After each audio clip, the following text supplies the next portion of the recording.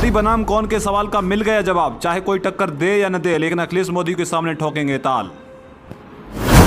छोटे नेताजी बीजेपी को धोबी पछाड़ देने के लिए तैयार, कर दिया खुला ऐलान और दिया बीजेपी के धुरंधरों को पूर्व सीएम ने खुला चैलेंज। अखिलेश यादव का प्लान, भरेगा 2024 में उड़ान। सपाइयों को अखिलेश ने दिया सीक्रेट मंत्र और कहा कमर कस लो जवानों। देखिए क्या है अखिलेश का प्लान और देखिए कैसे सत्ताधारियों की ईंट से ईंट बजाने की है तैयारी। हर तरफ हल्ला है, शोरगुल है और सनसनी है कि मोदी बनाम कौन।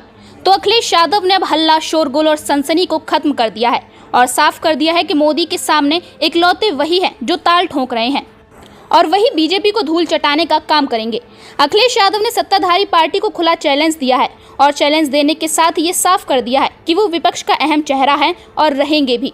अखिलेश यादव ने खबरिया प्लेटफॉर्म को दिए गए इंटरव्यू में कई अहम सवालों का जवाब दिया और अहम मुद्दों पर सत्ताधारी को सीधे सीधे घेरा।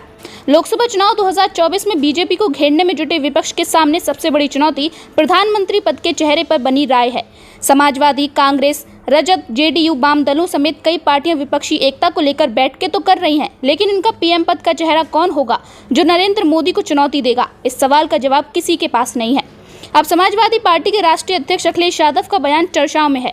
दरअसल सपा प्रमुख ने मुंबई में कार्यकर्ताओं के साथ एक बैठक में हिस्सा लेने के बाद एक सवाल के जवाब में कहा कि हमारे पास पीएम पद के लिए कई चेहरे हैं, समय आने पर हम फैसला करेंगे।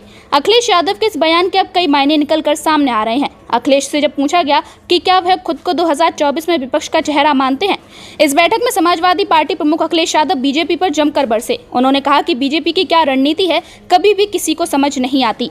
बीजेपी इसी तरह काम करती है, समाज को तोड़ती है, बंटवारा करती है और उनका हिस्सा छीनती है।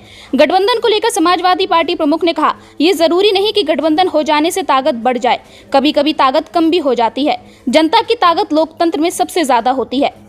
बता दें कि विपक्ष को एक मंच पर लाने में जुटे बिहार के सीएम नीतीश कुमार के बारे में कहा जाता है कि उन्होंने अब तक पीएम बनने की महत्वाकांक्षा नहीं छोड़ी है।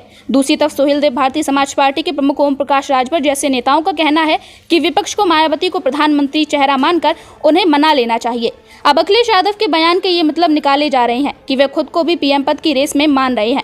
2024 के लोकसभा चुनाव में भाजपा को पटखनी देने के लिए तमाम क्षेत्रीय और राष्ट्रीय पार्टियां बैठकें कर रही हैं। हालांकि राजनीतिक पंडितों का मानना है कि नरेंद्र मोदी के खिलाफ बिना चेहरा तय किए लड़ने से विपक्ष को कोई फायदा नहीं होगा, बल्कि उल्टा नुकसान होगा।